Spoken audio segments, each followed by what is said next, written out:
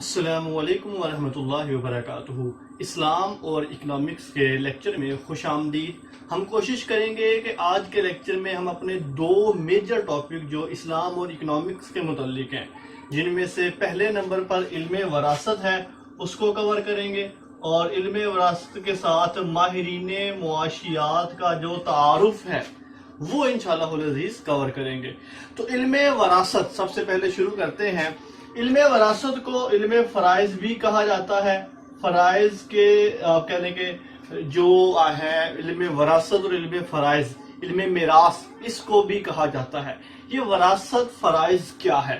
وراثت یا فرائض کا علم وہ علم ہے کہ فرض کر لیں کہ ایک بندہ اگر فوت ہو گیا ہے یا اس دنیا سے چلا گیا ہے یا مفقود ہے، غائب ہو گیا ہے اور بڑے لمبے عرصے تک وہ مل ہی نہیں رہا، تو اب جو اس کا ترکہ ہے، اب اس کے جو پیسے ہیں جو اس نے اپنے پیچھے مال و متاع چھوڑا ہے، وہ اس کے وارثین تک پہنچایا جائے گا۔ اور کس طرح پہنچایا جائے گا، اس کا کیا آپ کہیں کہ شیڈول ہے، طریقہ کار ہے، یہ ساری چیزیں ہمیں علم فرائض سے پتہ چلتی ہیں۔ آپ کا اس کی ڈیفینیشن بھی ہے، آپ کہہ لیں کہ علم فرائض وہ ہے کہ جس کے ذریعے سے وارثین تک ان کا حق پہنچایا جاتا ہے، اس کو علم فرائض کہتے ہیں۔ اب چونکہ ہماری جو سٹڈی ہوگی وہ MCQ بیس سٹڈی ہوگی، ہم موٹی موٹی اہم چیزیں دیکھیں گے، تو آئیے شروع کرتے ہیں اہم چیزیں۔ سب سے پہلے ترکہ کے مصارف۔ ترکہ کے مصارف کتنے ہیں؟ ترکہ کے مصارف ہیں 4۔ مطلب یہ کہ ترکہ جو ترکہ کہتے ہیں، علم فرائض کا موضوع بھی ترکہ ہی ہے، آپ اس طرح کہہ لیے علم فرائض کا جو موضوع ہے یہ کیا ہے؟ یہ بھی ترکہ ہے، یعنی کہ جو پیسہ چھوڑ کے گیا ہے۔ مصارف سے مراد ہے صرف کرنا، خرچ کرنا، یعنی کہ وہ جو پیسہ اس نے چھوڑا ہے وہ کہاں کہاں پر خرچ ہوگا۔ وہ 4 چیزیں ہیں جہاں پر خرچ ہوگا۔ سب سے پہلے نمبر پر تو تجہیز و تکفین ہے، یعنی کہ جو اس نے پیسہ چھوڑا ہے انہی پیسوں سے اس کو کفن دفن دیا جائے گا، اس کی جنازے کے اخراجات اس کے پیسوں سے نکالے جائیں گے۔ دوسرے نمبر پر اگر اس کے اوپر کوئی قرضہ ہے تو وہ قرضہ اتارا جائے گا۔ تیسرے نمبر پر اگر اس نے کوئی وصیت کی ہے تو وہ اس کی وصیت پوری کی جائے گی۔ اور چوتھے نمبر پر آپ کہہ لیں کہ تقسیم ہوگی وراثت، یعنی کہ آپ کہہ لیں کہ یہ تینوں کام سٹیپ بائی سٹیپ اسی ترتیب سے ہوں گے۔ مطلب کہ اب اس نے جو پیسہ چھوڑا ہے، سب سے پہلے اس کے یہ تینوں اخراجات پورے کیے جائیں گے، بعد میں جو پیسہ بچے گا اس پیسے کو تقسیم کیا جائے گا اس کے جو وارثین ہیں ان کے درمیان۔ اوکے جی، یہ مصارف ہو گئے، اس کے 4 مصارف ہیں۔ دوسرے نمبر پر آ جائے جی، اس کے ارکان کتنے ہیں؟ ارکان وراثت کتنے ہیں؟ ارکان وراثت 3 ہے، یعنی کہ 3 لوگ ہوں گے تو وراثت تقسیم کی جائے گی۔ آپ کہہ لیں ایک میت ہوگی، ایک اس کا وارث ہوگا اور ایک اس کا ترکہ ہوگا۔ اس کو اس طرح سمجھیے کہ اب ارکان وراثت یعنی کہ وراثت جو تقسیم ہوگی وہ کتنی بیس پہ ہوگی؟ 3 چیزیں ہوں گی، یعنی کہ سب سے پہلے نمبر پر تو کسی بندے کو فوت ہونا پڑے گا تاکہ اس کا پیسہ تقسیم کیا جا سکے۔ دوسرے نمبر پہ اس کا پیسہ لینے والا بھی کوئی ہونا چاہیے جس کو وارث کہتے ہیں۔ ایسا نہیں ہے کہ ایک بندہ فوت ہو گیا اور نہ اس کے والدین ہے نہ اس کا آگے پیچھے کوئی رشتہ دار ہے، تو پھر تو وراثت تقسیم ہی نہیں ہوگی۔ تیسرے نمبر پہ ترکہ، یعنی کہ پیسہ بھی کچھ ہونا چاہیے۔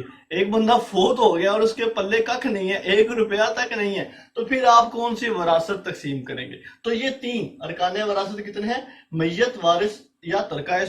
اس کو عربی میں مورث، وارث اور ترکہ بھی کہا جاتا ہے۔ اسباب وراثت کتنے ہیں، یعنی کہ کس بیس پر کسی کو وراثت ملے گی؟ وہ بھی 3 ہیں، جن میں سب سے پہلے نمبر پر ہے نکاح، دوسرے نمبر پر ہے نسب اور تیسرے نمبر پر ہے ولا۔ یعنی کہ کسی بندے کو پیسہ کیوں ملے گا؟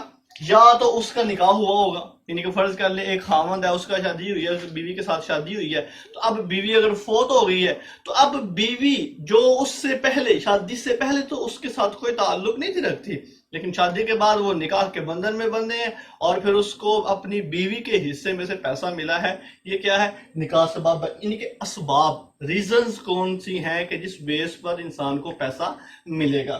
تیسرے نمبر پر ہے نسب، یعنی کہ باپ ہے، اس کی اولاد ہے، بیٹی ہیں، بیٹے ہیں، دادا ہے، پردادا ہے، چاچا تایا، یہ سارے رشتہ دار ہیں، اس کی صلب سے ہیں، اس لیے ان کو مال ملے گا۔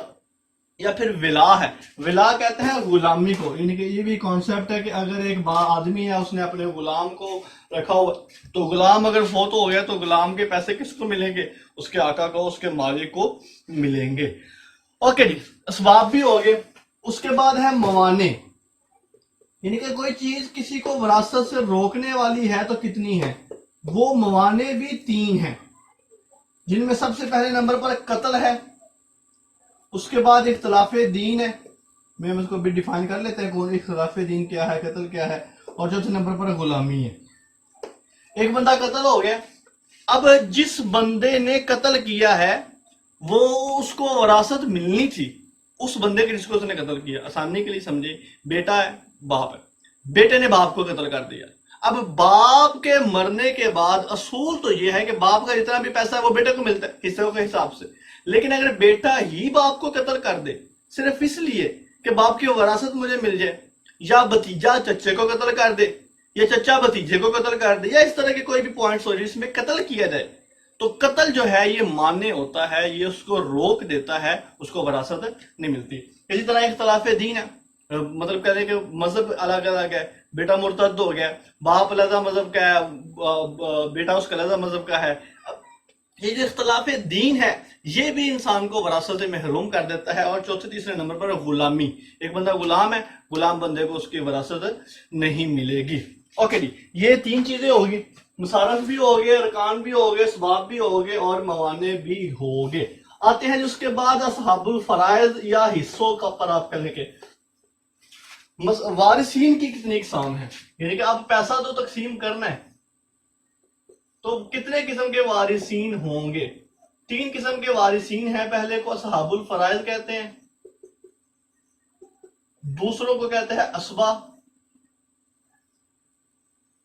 اور تیسرے کو کہتے ہیں ذوی الارحام، یا آپ کہہ لیں کہ ذو الارحام. ان کو دونوں طرح بولا جاتا ہے. ایک منٹ رہے گا.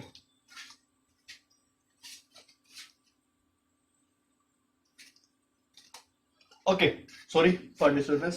وارثین کی 3 قسمیں ہیں، یعنی کہ کس بندے کو پیسہ ملے گا اس کے وارثین ہیں. وارثین کتنی قسم کے ہیں؟ اصحاب الفرائض ہے، اسبا اور ذوی الارحام ہے. اصحاب الفرائض وہ ہیں جن کے حصے مقرر ہیں، جن کے حصے قرآن میں آپ کہہ لیں کہ مقرر ہیں، اور یہ کل 12 ہیں، جن میں آپ کہہ لیں کہ 8 عورتیں ہیں اور اس میں 4 مرد ہیں. اصحاب الفرائض کل 12 ہیں، 8 عورتیں ہیں اور 4 مرد ہیں. اصحاب الفرائض وہ ہیں کہ جن کے ایگزیکٹ آپ کہہ لیں کہ رشتے ایگزیکٹ حصے مقرر ہیں. مثال کے طور پہ بیٹی ایک ہے تو کتنا ملے گا؟ نصف ملے گا، یعنی کہ جتنا بھی مال ہے اس کا آدھا حصہ بیٹی کو ملے گا. اگر صرف ایک بیٹی ہے، اگر 2 بیٹی ہیں تو 2/3 مل جائے گا اس کو. اگر اسی طرح یہ سارے آگے حصے ہم انشاءاللہ کوشش کریں گے میں اس کو ڈسکس کر دوں اگر ہمارے پاس ٹائم ہوا تو. اوکے، اس کے بعد آ جائے اسبا. اب فرض کر لیں اسبا کہتے ہیں، ویسے تو اسبا کا مطلب ہوتا ہے پشت پناہی کرنا، سپورٹ کرنا، اینڈ پہ ہونا، اور کسی کے بیک اینڈ پہ ہونا. آپ ایک لفظ بولتے ہیں عصبیت، اردو میں لفظ بولا جاتا ہے عصبیت، خاندانی عصبیت، لسانی عصبیت، مذہبی عصبیت، تعصب. آپ اس کے آسان لفظ دیکھیں، تعصب لفظ بولا جاتا ہے. یعنی کہ تعصب کا مطلب بھی یہ ہوتا ہے کہ انسان کسی نظریے کے ساتھ، کسی سوچ کے ساتھ، کسی پوائنٹ کے ساتھ اتنا سٹک ہو چکا ہوا ہے، اتنا اس کے ساتھ اٹیچ ہے اور اتنا اس کے ساتھ جڑا ہوا ہے کہ وہ اس سے علیحدہ ہونا برداشت نہیں کرتا، یعنی کہ وہ اتنا اس کے بیک اینڈ پہ ہوتا ہے. تعصب، عصبیت، اسبا. اب اسبا کے یہاں پر اس معنوں میں یہ ہے کہ اصحاب الفرائض کو مال تقسیم کرنے کے بعد جو شخص یا جو رشتہ بچا ہوا مال سمیٹ لیتا ہے اس کو اسبا کہتے ہیں. اس کے آگے 2 قسمیں ہوتی ہیں، ایک ہوتا ہے اسبا نسبی اور ایک ہوتا ہے اسبا سببی. میں دوبارہ ایک دفعہ سمجھیے، اسبا یہ ہے کہ جو فرض کر لیں مثال کے طور پہ ایک آدمی ہے اور اس کی صرف ایک بیٹی ہے اور اس کا ایک بھتیجا ہے بس. اب بیٹی کا رشتہ قرآن پاک نے بیان کیا ہے، اس کو آدھا حصہ ملے گا. اب فرض کر لیں وہ 1 لاکھ روپے چھوڑ کے گیا، بیٹی کو آدھا مل گیا 50,000، اب باقی 50,000 کس کو ملے گا؟ اب وہ جو بھتیجا ہے جو اس کے سلب سے ہے، اس کے نسب سے ہے، اس کے خاندان سے ہے، اس آدمی کے، اس کو وہ باقی 50,000 مل جائے گا. کیوں؟ کیونکہ وہ اسبا بن رہا ہے اور بچا ہوا مال سمیٹ رہا ہے. ویسے اس کا حصہ قرآن پاک نے بیان نہیں کیا، ویسے اس کا حصہ ایگزیکٹ قرآن میں بیان نہیں ہوا، لیکن اسبا بنا ہے. اسلام نے ایک اصول بتا دیا ہے کہ الاقرب فالاقرب، جو زیادہ قریبی رشتہ دار ہے اس کو وہ مال ملے گا، اور بھتیجا زیادہ قریبی رشتہ بن رہا ہے اس لیے وہ اسبا بن جائے گا. اب نسبی بھی ہوتا ہے سببی بھی ہوتا ہے. نسبی جیسا کہ میں نے ابھی آپ کو اگزامپل دی بھتیجا. اب بھتیجا کیا ہے؟ وہ اس کے نسب سے ہے، اس کے خاندان سے ہے، اس کے آپ کہہ لیں کہ تعلق سے ہے، تو وہ کیا بن جائے گا؟ وہ اسبا نسبی بن جائے گا. اور اگر نسبی نہیں ہے تو پھر ایک دوسرا کیا بنے گا؟ اسبا سببی، یعنی کہ کوئی کرینہ ملے گا، کوئی پوائنٹ، کوئی ریزن، کوئی ویلڈ پوائنٹ ملے گا جس کی وجہ سے اس کو بچا ہوا مال سمیٹنا ہوگا. اوکے، تیسرے نمبر پر ہے ذوی الارحام. ذوی الارحام کو آپ آسانی کے لیے سمجھ لیں ننیالی رشتہ دار، یعنی کہ جس میں آپ کہہ لیں کہ پھوپھو آ جاتی ہے، جس میں خالہ آ جاتی ہے، جس میں ماموں آ جاتے ہیں. اب ان کے رشتے جو ہیں، ان کے حصے قرآن پاک میں مقرر نہیں ہیں. پھوپھو کو کتنا ملے گا، خالہ کو، ماموں کو کوئی حصہ بیان نہیں کیا. لیکن فرض کر لیں کہ اصحاب الفرائض کو حصے دے دیے، اس کے بعد اسبا ہے ہی نہیں، یعنی کہ اس کے نہ نسبی اسبا ہے نہ سببی اسبا ہے، تو پھر کیا ہوگا؟ پھر جو مال ہوگا وہ ذوی الارحام میں تقسیم ہوتا ہے، اور وہ آپ کہہ لیں کہ للذکر مثل حظ الانثیین کے حساب سے تقسیم ہوگا. مرد کو 2 حصے ملیں گے، عورت کو 1 حصہ ملے گا. جیسا کہ ماموں مرد کا حصہ ہے، 2 حصے مل جائیں گے، خالہ مؤنث ہے، اس کو 1 حصہ مل جائے گا. تو یہ آپ کہہ لیں کہ موٹی موٹی ہماری وراثت کی چیزیں ہیں. اس کے بعد آپ کہہ لیں کہ اس میں جو حصے ہیں میں وہ بھی یہاں پہ ڈسکس کر دیتا ہوں. کوشش کرتے ہیں کہ آپ اس کو لکھ بھی لیں ساتھ ساتھ اور اس کو نوٹ بھی کر لیں. باقی مسئلے جو جو ہے نا صرف اصحاب الفرائض کے حصے، میں صرف وہی ڈسکس کروں گا، اور وہ 12 حصے ہیں، اور چونکہ یہی بیان کیے جاتے ہیں اور اس میں جو مشہور ہیں بس میں کوشش کروں گا وہی. کیونکہ دیکھیں اصل میں یہ جو پوائنٹ ہے نا وراثت کا موضوع، یہ ایک پورا ٹیپیکل موضوع ہے. میتھمیٹکس کے کوسچنز ہوتے ہیں اس میں حصے نکالنا، یہ پورا آپ کہہ لیں کہ جسٹ یہ نہیں ہے کہ آسانی سے ایگزامپل بتا دیا آپ کو اور آپ سمجھ گئے. بعض دفعہ جب حصے نکالنے لگے پھر بڑا مشکل ہوتا ہے. بعض دفعہ رشتہ ہو گیا، فوت ہو گیا، وہ بندہ چلا گیا، اس کے وارثین، اس کے بیٹے وغیرہ.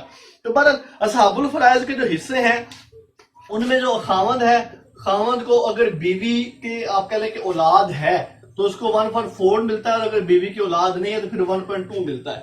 اب بیوی کی اولاد سے کیا مراد ہے؟ مطلب یہ کہ کسی دوسری جگہ پہ شادی کیا ہے خاوند نے، اور اس کی جو آپ کہہ لیں کہ اس عورت جس سے دوسری شادی کیا اس نے، اس کی پیچھے سے کوئی اولاد تھی. جب اولاد تھی تو پھر اس کو 1.4 ملے گا، اور اگر اولاد اس کی نہیں ہے تو اس کو 1.2 ملے گا، جس کو نصف کہتے ہیں.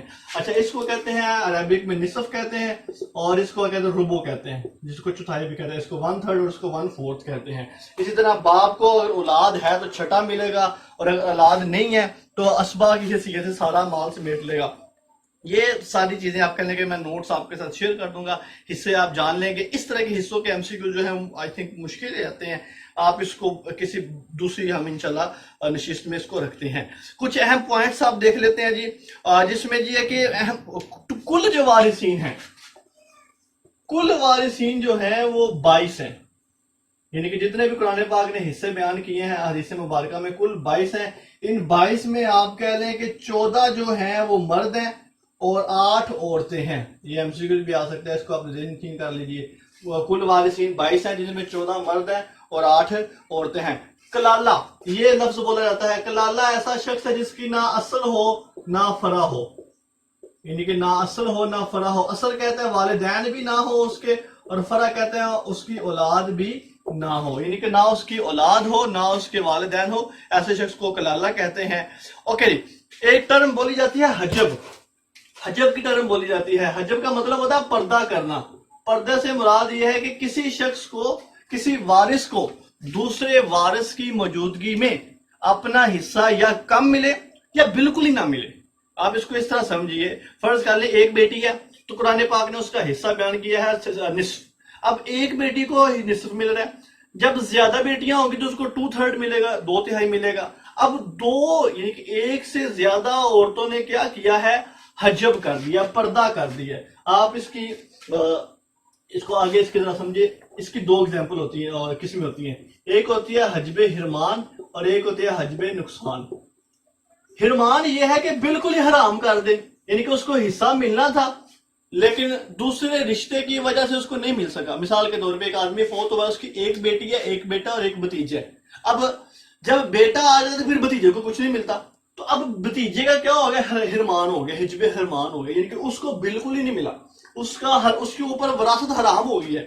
اور حجب نقصان کیا ہے کہ ایک بیٹی ہے، اس کو نصف مل رہا تھا 2/3 ہو گئی ہیں، تو اس کا نقصان ہوا، یعنی کہ جہاں پر ایک بیٹی کو پہلے نصف ملنا تھا، اب زیادہ کی وجہ سے اس ایک کو 2/3 مل رہا ہے۔ اس کو حجب کہتے ہیں، حجب حرمان اور حجب نقصان کہا جاتا ہے، یہ ٹرم بولی جاتی ہے۔ اسی طرح ایک ٹرم بولی جاتی ہے تخارج کی۔ تخارج یہ ہے کہ ایک بندہ کوئی اپنا مقررہ حصہ لے کر وراثت سے علیحدہ ہو جائے۔ مثال کے طور پہ ایک بندہ یہ کہتا ہے، 4 بھائی ہیں، ایک بھائی کہتا ہے یار مجھے جو بازار والی دکانیں ہیں وہ مجھے دے دیں، آپ کی جو آپ کا باقی سنا جو حویلی ہے، جو کوٹھی ہے، جو پیسہ ہے، وہ آپ اپنے حساب سے تقسیم کر لیں، میں آپ کو لکھ کے دیتا ہوں کہ وہ مارکیٹ والی دکانیں میری ہیں، میں وراثت سے دستبردار ہوتا ہوں۔ تو ایسا کر سکتے ہیں اپنی مرضی کے ساتھ، اس میں شرعی ممانعت کوئی نہیں ہے۔ ایسی ٹرمز کو تخارج کہا جاتا ہے یا اخراج کہا جاتا ہے۔ لیکن یہ تھی ہماری موٹی موٹی اہم چیزیں جو کہ وراثت کے متعلق ہیں۔ آئی ہوپ کہ آپ کو چیزیں سمجھ آتی ہیں۔ آئیے چلتے ہیں ہمارے دوسرے ٹاپک کی طرف۔